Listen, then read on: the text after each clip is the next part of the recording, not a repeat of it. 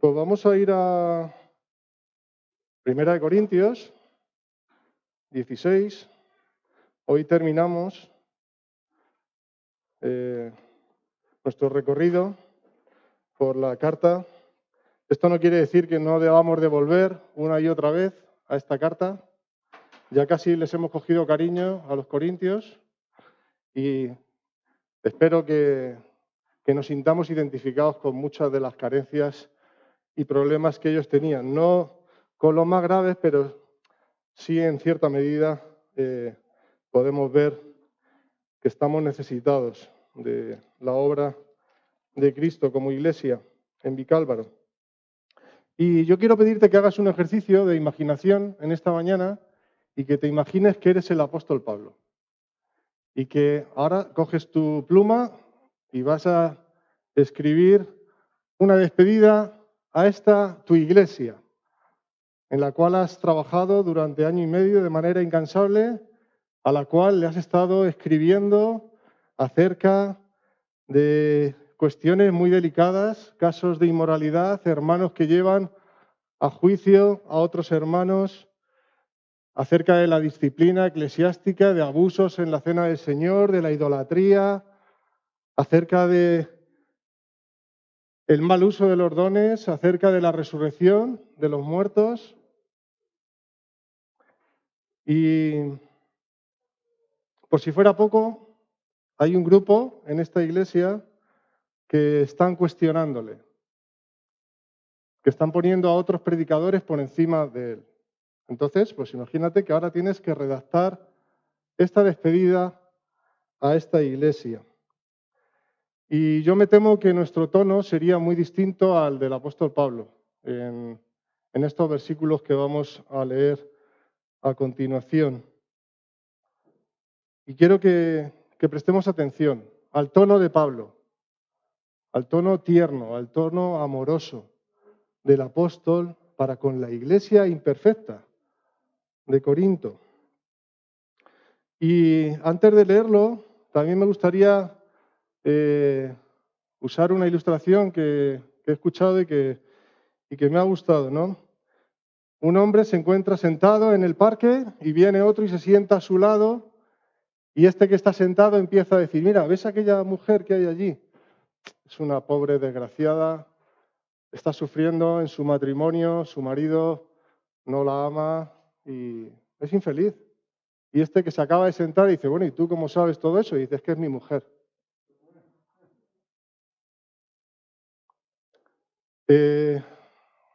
Un error que cometemos es ver a la iglesia como algo aparte de mí. Estoy yo y luego la iglesia. Los problemas de la iglesia. Y no me veo parte de la iglesia, ¿no? Como si yo no fuese parte del problema que la iglesia está teniendo. Pero por otro lado, queremos un avivamiento, queremos que la iglesia crezca, que la iglesia sea hermosa, que la iglesia sea lo que debe ser, pero que no se empiece por mí, que se empiece por el de al lado, que tiene más problemas que yo. Pienso que así como cada uno de nosotros ve la iglesia, es lo que la iglesia llegará a ser. Así como tú ves la iglesia hoy, eso es lo que llegará a ser la iglesia. Luego volveremos a esto al final. Así que vamos a prestar atención a estos últimos 11 versículos de 1 Corintios 16 y dice Pablo, velad, estad firmes en la fe, portándoos varonilmente y esforzaos. Todas vuestras cosas sean hechas con amor.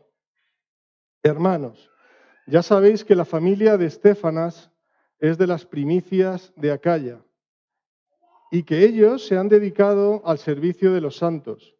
Os ruego que os sujetéis a personas como ellos y a todos los que ayudan y trabajan. Me regocijo con la venida de Estéfanas, de Fortunato y de Acaico, pues ellos han suplido vuestra ausencia, porque conformaron mi espíritu y el vuestro. Reconoced, pues, a tales personas, las cuales de Asia, las iglesias de Asia os saludan, Aquila y Priscila, con la iglesia que está en su casa. Os saludan mucho en el Señor. Os saludan todos los hermanos. Saludaos los unos a los otros con ósculo santo. Yo, Pablo, os escribo esta salutación de mi propia mano. Y el que no amare al Señor Jesucristo sea anatema. El Señor viene. La gracia del Señor Jesucristo esté con vosotros. Mi amor en Cristo Jesús esté con todos vosotros. No sé si te ha pasado cuando lees las introducciones a los libros o las despedidas, que después de haber estudiado toda la carta, llegamos a esta despedida y cuando la lees así de corrido, dices, bueno, ¿y esto qué tiene que ver con lo anterior? ¿Qué tiene que ver todo esto con lo estudiado ya en la carta? Podemos llegar a pensar que son palabras que no conectan, son inconexas con el contexto, pero esto está muy lejos de la realidad. Las conclusiones son inspiradas por parte del Espíritu Santo al escritor y son palabra de Dios y deben de hacer su parte. Y espero que cuando salgamos de aquí estés de acuerdo conmigo que esta introducción tiene que ver con todo lo que hemos estudiado hasta ahora. Y si vamos al contexto, un solo versículo, al capítulo 15, 58, Pablo está preparando la conclusión ya desde este versículo. Dice, así que hermanos míos, amados, estad firmes y constantes, creciendo en la obra del Señor siempre, sabiendo que vuestro trabajo en el Señor no es en vano.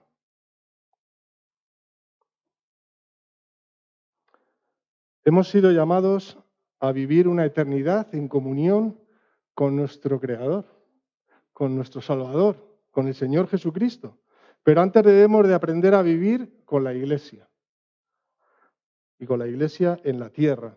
Y encontré una frase, o escuché una frase que me vais a disculpar porque la voy a cambiar un poco seguramente, no la apunté, pero decía algo así, vivir en la eternidad con Cristo, una gloria que no puedo esperar. Vivir con la Iglesia en la tierra, eso es otro cantar. Muy diferente, ¿no? De lo que anhelamos y lo que nos toca vivir ahora. Primero tenemos que aprender a vivir con la Iglesia aquí en la tierra. La semana pasada vimos cómo Pablo da unas instrucciones a la Iglesia acerca de recoger una ofrenda para los pobres en Jerusalén, hermanos que estaban pasando necesidad, que estaban pasando hambre. Estaba hablando de aspectos importantes relacionados con el dinero. Vimos los planes de Pablo acerca de su ministerio, de pasar tiempo en Corinto, pero no cualquier tiempo, no ir de pasada. Él quería pasar un tiempo rico, un tiempo largo con los hermanos, pero antes tenía que pasar primero por Macedonia. Y este cambio de planes de Pablo le acarreó críticas de la Iglesia. Y Pablo les enseña que hay una voluntad superior a la suya, a la cual él tiene que obedecer. Y esta voluntad de Dios era que se abrían puertas para predicar el Evangelio y Pablo aprovechaba cada oportunidad que tenía, ¿no? Y también pensaba y se acuerda de sus colaboradores, de Timoteo, de Apolos, a los cuales ama, y mencionaremos algo más en esta mañana. Dios nos da recursos económicos para hacer su obra. Dios nos da oportunidades para hacer su obra, para predicar su palabra, para ir y anunciar el Evangelio. Pero hoy nos vamos a centrar en un aspecto más importante, en un recurso que Dios da a la Iglesia. ¿Y sabéis cuál es? Las personas. Dios hace su obra a través de las personas. No somos una masa de gente que venimos de diferentes lugares, de diferentes países, no, somos la Iglesia de Cristo. los escogidos de Cristo, los amados en Cristo. Y muy a menudo olvidamos lo que somos. Somos iglesia. Por eso se mencionan personas importantes en este texto. No son nombres que Pablo se ha sacado, uno por aquí, Arcaico por allá, Fortunato. No, son personas importantes en la vida y en el ministerio de Pablo y en la obra del Evangelio. Y son ejemplo para nosotros hoy. Y deseo que aprendamos algo juntos acerca de ellos que posiblemente no sepamos. Así que lo que vamos a hacer es dividir el texto en 3 partes. O por lo menos es un poco lo que yo he visto. Soy bastante torpe para esto, pero lo que veo es que Pablo le pide a la iglesia que tienen que estar constantes en una vida vigilante, velando, firmes en la fe, constantemente vigilantes y firmes en la fe. Esto lo vemos de los versículos 13 y 14. A partir del 15 al 18 vamos a ver que Pablo hace un llamado a considerar a aquellos que trabajan en la obra. Considerad a los que os sirven en el Señor. Y veremos por qué les dice eso. Y por último, del 19 al 24. No sé si os habéis dado cuenta de una palabra que se repite continuamente. Saludos, saludad, saludaos. Os mando mis saludos. Pues la iglesia tiene que vivir en un continuo compañerismo. Ahora, desgraciadamente, esto nos suena a ciencia ficción, de que nos demos un beso, ni un abrazo, ni la mano. Pero la comunión que se nos pide no puede estar sujeta a las circunstancias que vivimos.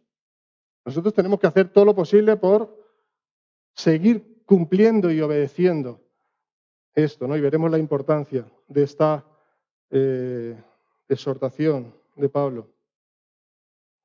Así que, si os habéis dado cuenta, en el versículo 13 da 5 imperativos. Esta forma verbal que no nos gusta tanto, ¿no? Cuando se nos pide que hagamos algo. Velad.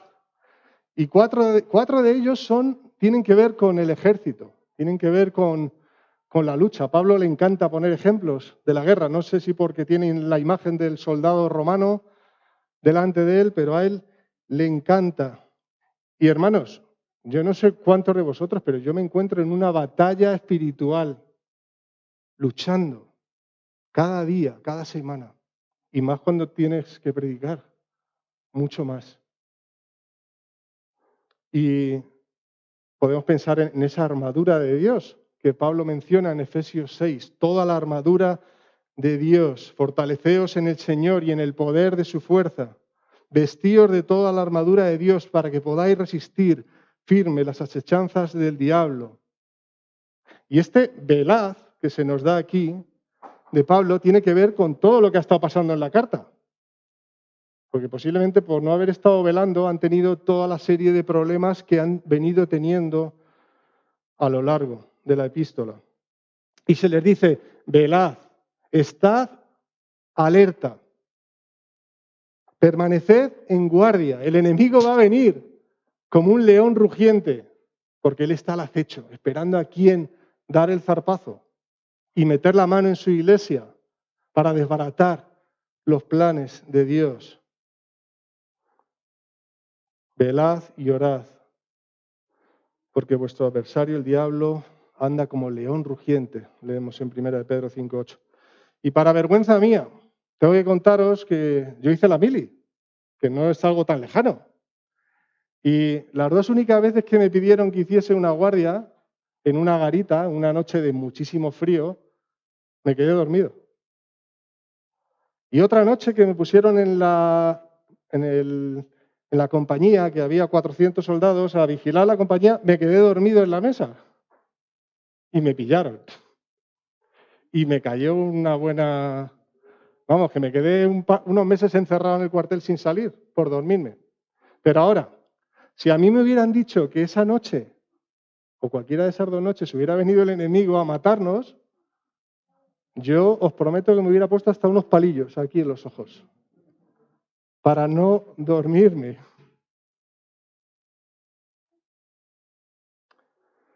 Como digo, nuestro enemigo está siempre al acecho. Siempre estamos expuestos al ataque del enemigo. Y la iglesia de Corinto estaba siendo atacada una y otra vez. Lo vemos en el ministerio de Pablo, en el ministerio de Timoteo, a quien Pablo tiene que defender. Es decir, no le tengáis en poco. Tiene que salir a defender a este hermano que nosotros conocemos por las epístolas y sabemos el trabajo. Tiene que defender o respetar la decisión de Apolos. ¿Sabéis cuál era el problema de Apolos? Que luego lo veremos. Que había seguidores de Apolos en la iglesia, ¿no? Yo soy de Pablo, yo soy de Apolos. Luego hablaremos un poquito. Pero él se negó a volver a Corinto por esto. Él no hizo... Pablo intentó convencerle para que Apolos volviese a Corinto a servir allí, pero él dijo que no, que para nada. Y la iglesia también era atacada con lo más importante, con un falso evangelio. La iglesia está continuamente siendo atacada con el evangelio de la envidia, el evangelio de la contienda, el evangelio emocional, el evangelio sentimental que nos hace sentir bien. Cuando cantas y ves las luces y la música es adecuada y la atmósfera, pero luego sales y si no te han dado de comer, sana doctrina y predicación fiel, pues pasas hambre durante toda la semana y estás expuesto a un falso evangelio. El evangelio del yo, en el que todo gira alrededor de mí. Y ese es el evangelio que no encontramos en la Biblia. El evangelio que encontramos en la palabra es el evangelio que gira alrededor de Cristo. Es un evangelio cristocéntrico. Así que no hay otro evangelio. Cualquier otro evangelio no salva, adormece y condena, como veremos al final. Así que recordamos que Pablo no fue a Corinto con palabras elocuentes, con un discurso pulido para sorprender, para competir con los grandes oradores griegos, ¿no? Él fue con temor y con temblor. Leemos en el capítulo 4. Él demostró el poder del Evangelio, porque el Evangelio cambia vidas. El Evangelio nos transforma. Por eso necesitamos escuchar el Evangelio una y otra vez, aunque seamos creyentes. Así que, hermanos, no durmamos. Estemos firmes en la fe, como le pide Pablo a los Corintios en la segunda exhortación. Estad firmes, como un soldado en su puesto. Y no creo que tenga que ser muy agradable estar firme. Nos llamaba la atención los soldados en el Palacio de Buckingham, estos que tienen el gorro rojo y el uniforme, el gorro negro, están así todo el día. Y parecen de plomo, que no se mueven, pero acércate a ellos, que no les vas a pillar desprevenidos. Pero la posición no tiene que ser cómoda en absoluto, tiene que ser molesta. Tienes que hacer fuerza con los hombros, con las piernas, y al final tiendes a relajarte, ¿no? ¿Lo has probado o has trabajado? Algún hermano hemos tenido que ha trabajado de vigilante. Al final tiendes a relajar la postura. Y es ahí cuando somos atacados, cuando somos pillados desprevenidos, cuando no estamos firmes y en guardia. Pablo les dice también a los filipenses, 1:27, que os comportéis como es digno del Evangelio. Ya sea que vaya a veros o que esté ausente, oiga de vosotros que estáis firmes en un mismo espíritu, combatiendo unánimes por la fe del Evangelio, en nada intimidados por los que se oponen, que para ellos ciertamente es indicio de perdición, pero para vosotros de salvación. Y esto de Dios. Y no es fácil estar siempre alerta, siempre firmes, siempre atentos a los ataques del enemigo, porque esto implica luchar contra unos deseos internos que son contrarios a la vida espiritual. Es mi carne, son mis pecados, que están en lucha y en oposición y batallando siempre. Como decía Pablo, en mi espíritu quiero agradar al Señor, pero en mi carne soy débil. y no puedo, ¿no? Pero él no se rendía y luchaba. Hoy más que nunca se nos pide a la Iglesia que permanezcamos íntegros, que mostremos al mundo que el Evangelio es poderoso y que va a cambiar primeramente mi vida y luego mi alrededor. Y no es posible que yo viva contrario a lo que creo y a lo que predico, ¿verdad? Y si esto ocurre y tú ves que yo no estoy viviendo conforme a la palabra, tú debes de venir en amor y decírmelo. Dime, David, no estás viviendo conforme al Evangelio. Porque si no lo haces, Dios te va a juzgar. Me va a juzgar a mí también, pero a ti también. Por no hacerme ver mi pecado. No es difícil ser intimidados en un mundo ateo, en un mundo pervertido, en un mundo que nos manipula desde la propia televisión, desde las redes, desde la radio. Estamos continuamente manipulados.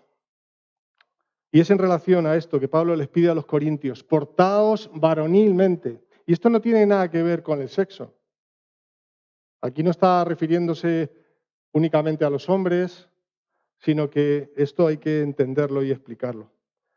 Y si recordáis, ya les había dicho Pablo al inicio de la carta que eran como niños inmaduros, que no les había podido dar leche, o sea, que no les había podido dar carne porque eran bebés espirituales y tenía que darles biberones. En el capítulo 3, versículo 1 lo vemos. De manera que yo, hermanos, no pude hablaros como a espirituales, sino como a carnales, como a niños en Cristo. Os di a beber leche y no vianda, porque aún no erais capaces, ni sois capaces todavía. No habían madurado y seguían con los biberones. Y si saltamos al capítulo 13, vuelve a salir esto otra vez. Dice Pablo, cuando yo era niño, hablaba como niño, pensaba como niño, juzgaba como niño, mas cuando ya fui hombre, dejé lo que era de niño. Pablo les está pidiendo que se comporten como hombres maduros, refiriéndose a todos, no como niños. Pablo les está llamando a que se esfuercen, a que hagan un esfuerzo y reflejen esa fortaleza varonil que esperaríamos en una circunstancia en la que el hombre tiene que demostrar su valor. Y el valor que esperaríamos en un líder, ¿no? Yo daría el valor, yo sería el primero en salir por la puerta de mi casa para dar mi vida por mi familia. Os lo aseguro. Pues se me está pidiendo que ese mismo valor lo demuestre por el Evangelio. Podemos pensar en todo aquel que quiera salvar su vida, la perderá. Nos dice el Señor, ¿no? Pero todo aquel que pierda su vida por causa de mí, la salvará. El último imperativo lo tenemos en este, hacerlo todo por amor. Y no sé vosotros, pero yo no querría sufrir el liderazgo de alguien sin amor. Alguien que no fuese capaz de abrazar cuando haya que abrazar, o de llorar cuando haya que llorar, o de pedir perdón cuando haya que pedir perdón. Creo que no se puede ejercer un liderazgo maduro de esta forma, porque lo que vas a hacer es someter a una dictadura a aquellos a los que lideras. Y necesitamos este equilibrio. Necesitamos firmeza. Alguien me dijo una vez, en una mano para la doctrina cerrados, para la vida de iglesia y para el amor, pues una mano abierta, porque el que piensa estar firme, mire que no caiga. Entonces, necesitamos un equilibrio en la vida cristiana. La madurez, la disciplina y el amor. Y todos podemos pensar en 1 Corintios 13, ¿no? El amor es sufrido, el amor es benigno, el amor todo lo soporta. Pero este capítulo increíble de 1 Corintios 13, Pablo expone las virtudes de este amor en circunstancias adversas para la iglesia. Y esto nada tiene que ver con el texto que elegimos para las bodas, el amor entre los cónyuges, los esposos, no. Esto es un amor que se tiene que hacer real en una congregación con problemas. Carl Sandburg, no sé si lo he pronunciado bien, un famoso poeta, historiador estadounidense, no sé si a lo mejor Juan lo conoce, al dirigirse en una ocasión al Congreso de los Estados Unidos, dijo que Abraham Lincoln era un hombre de hierro aterciopelado. No sé vosotros, pero me encanta esta manera de describir un carácter, por un lado firme y por otro lado tierno. Y no excluye lo varonil. Pablo podía ser para los corintios un hombre firme, y lo hemos visto, y lo veremos. Si Dios quiere, él no duda de ser firme cuando tiene que ser firme y de corregir, pero como vamos a ver, él es un hombre tierno y este amor se hace visible en la carta. En segundo lugar, debemos de considerar a aquellos que nos sirven en el Señor. ¿Por qué les dice Pablo esto a los corintios?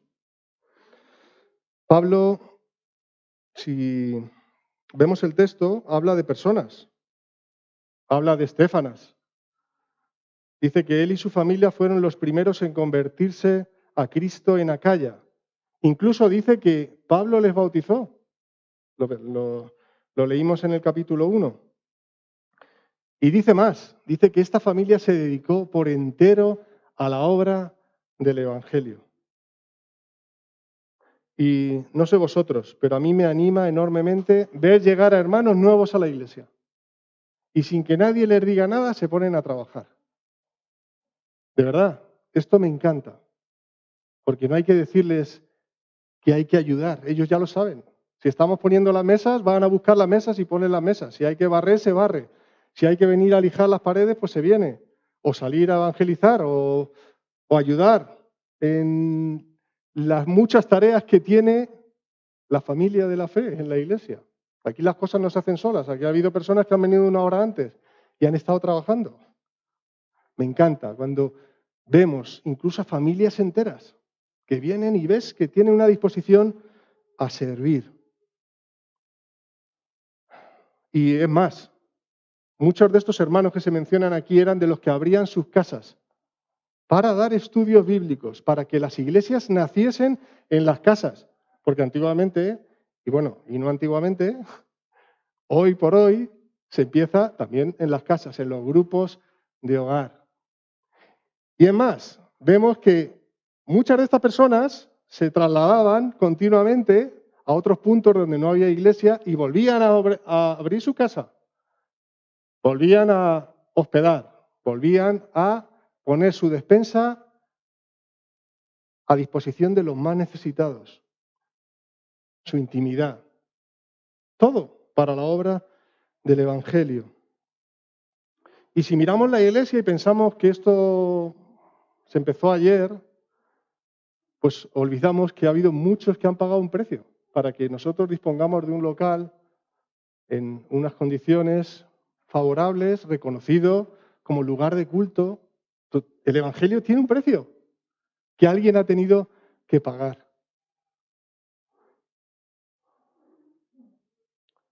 Y se nos dice más, se nos habla de Fortunato y de Acaico, los que vinieron, se cree, con la carta y los que iban a volver con la carta a Corinto. Y estos hermanos no solamente vinieron a tratar los problemas de la iglesia con Pablo, sino que vinieron para animarle. Fueron un regalo de Dios para Pablo, al no poder estar él con los hermanos en Corinto. Confortaron su espíritu y fueron de gran bendición, nos dice el texto. Y podemos pensar en tiempos de aflicción, cuando viene el hermano y soporta tu carga, y es un alivio, y es un refrigerio, y te sostiene. El ministerio no es fácil y no lo digo porque tenga una gran experiencia. Lo leí hace muchos años y lo he ido comprobando. Se pasa soledad en el ministerio y Pablo es un ejemplo de ello, de sacrificio, de sufrimiento, incluso de muerte por el Evangelio. Entonces, como podemos ver, la Iglesia ¿en qué está fallando? En reconocer a los que sirven en Corinto. Y Pablo les tiene que decir que tienen que reconocer a aquellos que están sirviendo. ¿Y qué podía estar pasando? Pues a lo mejor es que estaban mirando el currículum de estos y lo estaban haciendo en base a las exigencias sociales de la época y no daban la talla según ellos esperaban, ¿no? O les exigía. Pablo les pide respeto para estos que están sirviendo. Respeto por el servicio al Señor. Y si me acompañáis un momento a Primera de Tesalonicenses, os animo a que vayamos juntos. Primera de Tesalonicenses 5, versículos 12 y 13. Dice, os rogamos, hermanos, que reconozcáis a los que trabajan entre vosotros y os presiden en el Señor y os amonestan, y que los tengáis en mucha estima y amor por causa de su obra. Tened paz entre vosotros. Lo contrario a la sujeción al liderazgo bíblico es creernos que podemos obedecer o desobedecer y cuestionar y juzgar las decisiones que se toman en la Iglesia. Y es cierto que los pastores se equivocan, claro, si es que son hombres. Pero es que la responsabilidad se les va a pedir a ellos, no a ti. A ti se te va a pedir cuentas y a mí por juzgarles, por murmurar, por criticar, por no saber muchas veces por qué se ha tomado esa decisión, en base a qué se ha tomado esa decisión. Y por otro lado, y no menos importante, y algo que perdemos de vista, el serles de ánimo a los que trabajan. No tanto acercarte y decir, oye, qué sermón más bueno, porque eso lo que hace es muchas veces inflar al predicador. De verdad, no, eso no es el ánimo que se espera.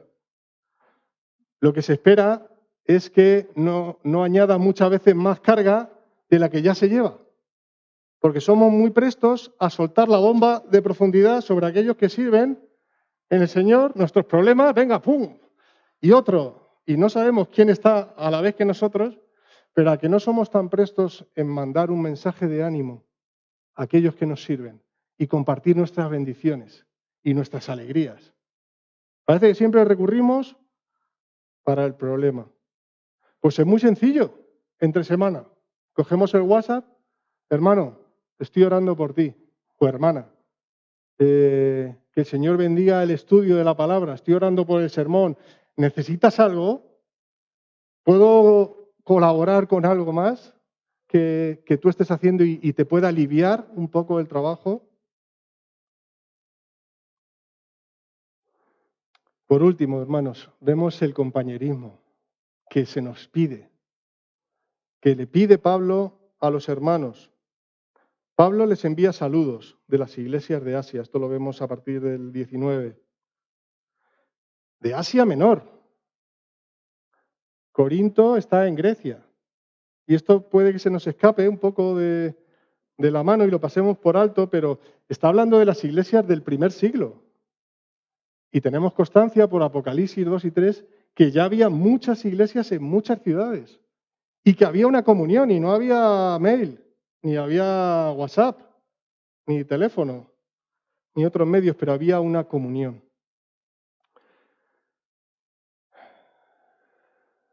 Y no sé a vosotros, pero a mí esto me anima. Esta visión pionera, como la tenemos en la iglesia, de estar trabajando en el ensanche, en Villanueva, en mi casa, con mis vecinos, con mis familiares, abrir las escrituras y pensar que en un futuro Dios pueda abrir obra y usar. Yo recuerdo a mi padre, de muchos años, él y mi madre pusieron su casa en Alcalá de Henares para el comienzo de la iglesia, en Alcalá de Henares. Y esto personalmente es de mucho ánimo para mí, pero conlleva un sacrificio, como estamos viendo.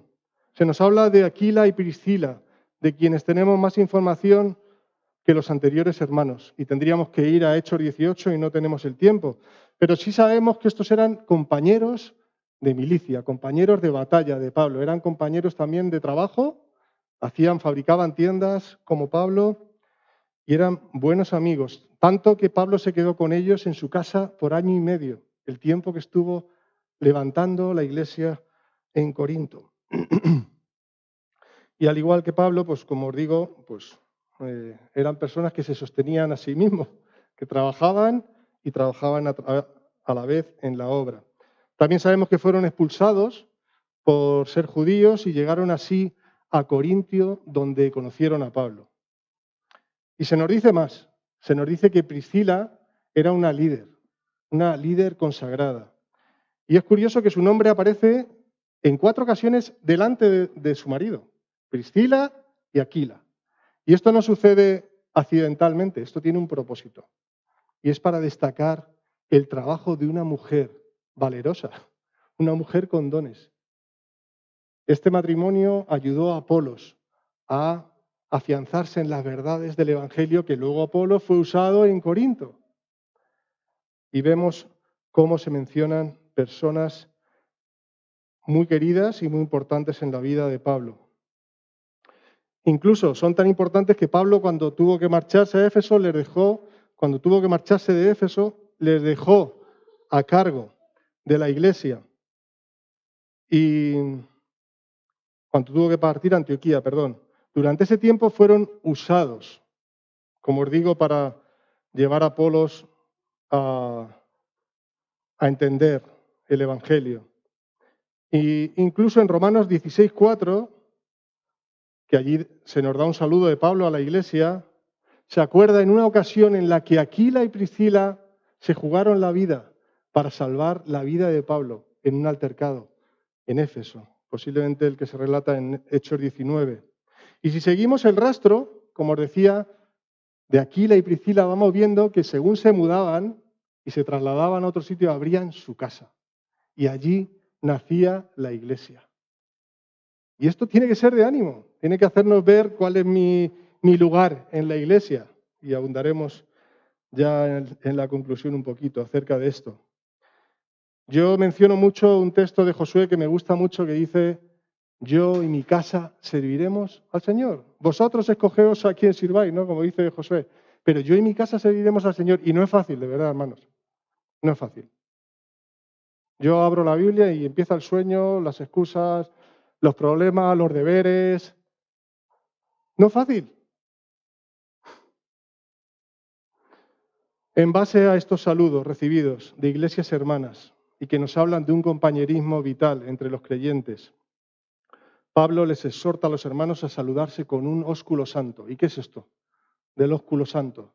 Pues es un beso incluso entre varones. Era el saludo que llevaba a cabo la iglesia en Oriente. Nosotros pues somos un poco más occidentales y nos damos la mano, un abrazo entre los hombres, pero no debemos de perder el significado y la intención bíblica de la comunión, del compañerismo. Yo no sé cómo va a quedar esto después del COVID.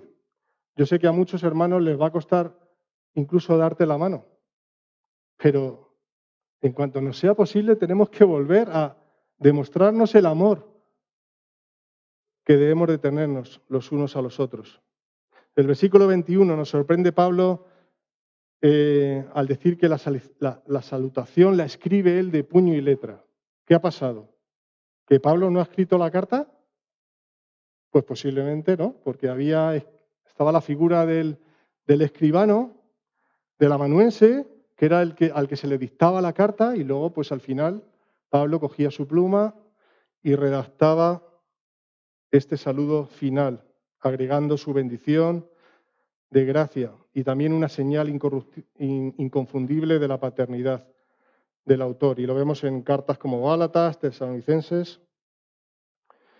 Y también nos sorprende que parece que va a terminar la carta, pero no termina. Saca una amonestación terrible.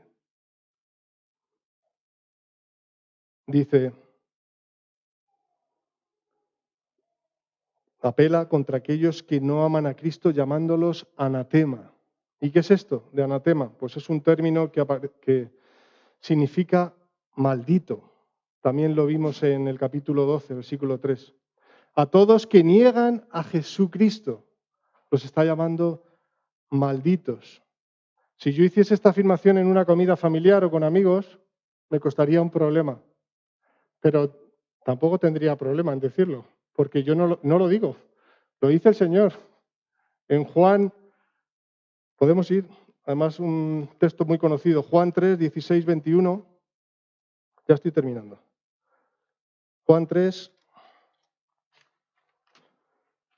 16 dice, porque de tal manera amó Dios al mundo que ha dado a su Hijo unigénito, para que todo aquel que en él cree no se pierda, mas tenga vida eterna. Porque no envió Dios al mundo para condenar al mundo, sino para que el mundo sea salvo por él. El que en él cree no es condenado, pero el que no cree ya ha sido condenado, porque no ha creído en el nombre del unigénito Hijo de Dios. El Señor viene, dice Pablo. Y esto traducido viene del término Maranata. Cristo viene o Cristo ha venido, ¿no? Es una especie de oración. También lo leemos en Apocalipsis 22, 20. El que da testimonio de estas cosas dice, ciertamente vengo en breve. Amén. Sí, ven, Señor Jesús. Alguien que ama al Señor Jesús también ama su venida. ¿Habéis escuchado? Alguien que dice que ama a Jesús también tiene que amar su venida. Segunda de Timoteo 4:8 dice, por lo demás me está guardada la corona de justicia, la cual me dará el Señor, juez justo en aquel día. Y no solo a mí, sino a todos los que aman su venida. Pregúntate esto, ¿anhelas la venida del Señor? A lo mejor es que no crees en Cristo como debes de creerle. Terminando, es posible que nuestros pastores nos parezcan muy duros a veces. Y el propio Pablo también nos lo parece en sus amonestaciones. Pero como os decía al principio, él concluye de una manera amorosa, de una manera tierna para con los corintios. Mi amor en Cristo Jesús esté con todos vosotros. Y no dice Proverbios 27:6 que fieles son las heridas del que ama. Fieles son las heridas del que ama. No te fíes tanto del que te adula, sino el que viene a decirte muchas veces lo que no quieres escuchar. Ahora sí, cuando miras a la iglesia, ¿qué ves? Cuando miras a tu alrededor, la iglesia bíblica de la gracia en Vicálvaro, ¿qué ves? Déjame ayudarte. La iglesia local es el conjunto de sus miembros, te guste o no te guste. Y la iglesia bíblica de la gracia en Vicálvaro es y será en el futuro lo que tú seas y yo sea en el futuro. Seremos creyentes maduros, dispuestos a trabajar y a pagar un precio, o seremos de los que se sirven de la iglesia. Quiero ser alguien que sirve a la iglesia. Una última pregunta. Si todos los miembros de la iglesia fuesen como tú, ¿cómo sería la iglesia? Si todos ofrendasen como tú, si todos abriesen su casa como tú, si todos alabasen como tú, si todos sirviesen y estuviesen dispuestos a trabajar en la iglesia como tú, si hospedásemos en nuestras casas y lo hiciésemos como tú lo haces, en base a tu asistencia y a tu compromiso con los cultos, a los cultos de oración que tanto nos cuesta, ¿cómo sería la iglesia? Reconozco, hermanos, que por años he estado maltratando a la iglesia porque no entendía mi parte o la responsabilidad de la membresía de la iglesia. Sí, lo oyes y sabes las normas, pero esto no se hace una realidad en mi día a día, en mi vida, como miembro de la iglesia. Y sigo aprendiendo y le pido perdón al Señor y sigo trabajando para poner mis dones al servicio de la iglesia. Pero tranquilo, si eres de los que no has entendido todavía tu responsabilidad como miembro de la iglesia, hay gracia para ti de parte de Dios. Hay gracia para cada uno de nosotros. Pidámosle perdón al Señor.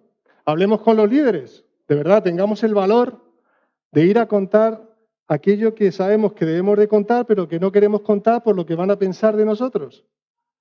Tengamos confianza y pidámosle ayuda a los líderes, a los que sirven, para que esto cambie en nosotros y podamos ser útiles. Debemos de buscar nuestro lugar en la gran familia de la fe. Y no cualquier familia. Estamos hablando de la esposa del Cordero que se está preparando para las bodas, que se está vistiendo de santidad, que está siendo revestida por la hermosura de la gloria de Dios para recibir al esposo y pasar con él la eternidad. Y si aún no formas parte de esta gran familia, hoy es el día, no esperes más. En Cristo hay perdón. Hoy es el día de salvación, de formar parte, de decir, Señor, yo quiero formar parte de tu familia, de tu obra.